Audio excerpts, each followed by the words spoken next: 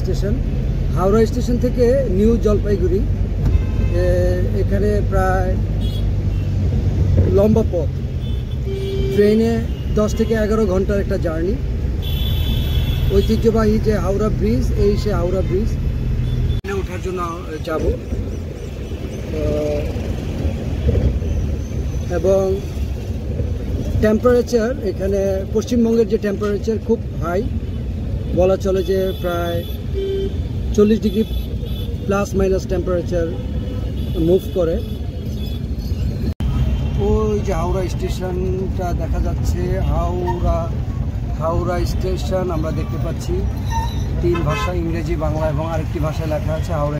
লাগেজগুলো একসাথে নিয়ে, এই যে আমাদের লাগেজগুলো একসাথে নিয়ে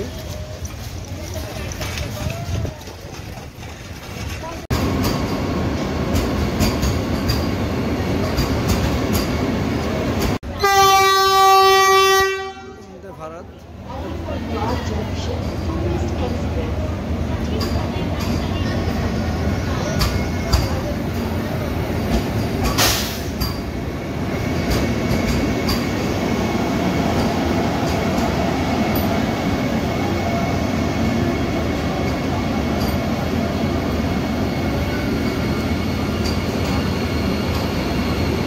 নিউ জলপাইগুড়ি এই জায়গাটায় আমরা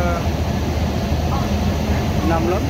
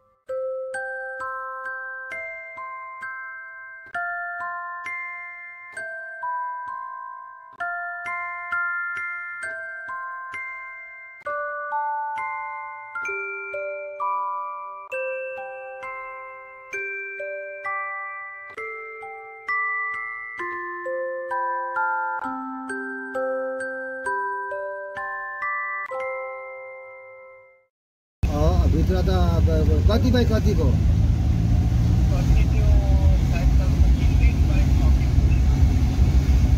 6 फिट चौडा,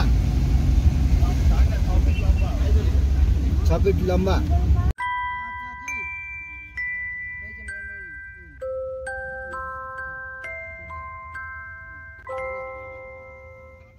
হোটেলে পৌঁছে গিয়েছি।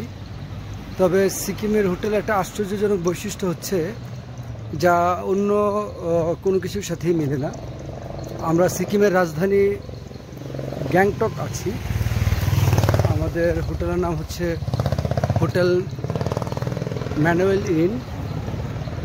এটার প্রত্যেকটা হোটেলেরই একটি কমন বৈশিষ্ট্য, উপরে 2 তলা বা 3 তলা পর্যন্ত দেখা যায়, দেখতে পাচ্ছি। প্রত্যেকটা হোটেলই, এই যে এটা আমাদের হোটেল, আর একটু যদি ইয়ে করে দেখায়, এই হোটেলে আমরা আছি, থাকবো। এই হোটেলগুলোর কমন বৈশিষ্ট্যটা হচ্ছে উপরে 2 তলা থেকে 3 তলা, আর নিচে হচ্ছে অনেক তলা। আমি আপনাকে দেখাচ্ছি, এই আর একটা তলা, এখান থেকে ওই যে ধাপে ধাপে 5 তলা পর্যন্ত নামা, অর্থাৎ আন্ডারগ্রাউন্ড হচ্ছে এখানের। এই যে একটা তলা, প্রতি তলায়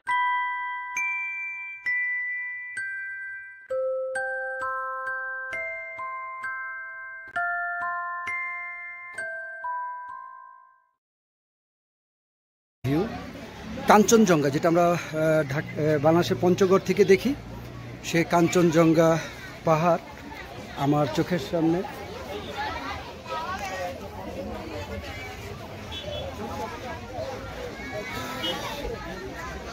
অর্থাৎ একবারে চারদিকের ভিউটা একটা ক্লিকের মাধ্যমে যদি দেখাতে চাই, তাহলে এই সেই ক্লিকটি যার মাধ্যমে আমরা চারদিকের ভিউটা দেখে নিতে পারছি। মেঘ শরীরে এসে বাড়ি খাচ্ছে, হালকা হালকা ভিজে যাচ্ছে কাপড়, এবং শীত, প্রচণ্ড ঠান্ডা অনুভব হচ্ছে। বাংলাদেশ থেকে আমরা এখন 100 কিলোমিটার প্লাস মাইনাস একটা দূরত্বে আছি, কিন্তু আবহাওয়ার পার্থক্য আকাশ পাতাল। যেখানে বাংলাদেশে আগুনের মতো গরম, 40 ডিগ্রি আপ তাপমাত্রা, সেখানে এখানে মাত্র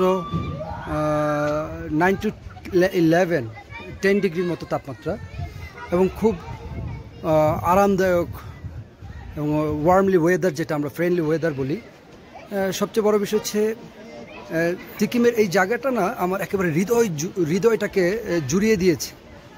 ঠান্ডা শীতল অনুভব, পাহাড়ের এই একেবারে চূড়ায় রাত্রি যাপন, থাকা, পাহাড়ি জঙ্গল চোখের সামনে, পাহাড় কেটে কেটে বড় বড় বাড়ি, হোটেল, মোটেল, অন্য স্থাপনা তৈরি করে ফেলছে, এবং তার পাশে আমার যে ভিউটা সেটা দেখালাম। চমৎকার একটি দৃশ্য, হৃদয় জুড়ানোর মতো।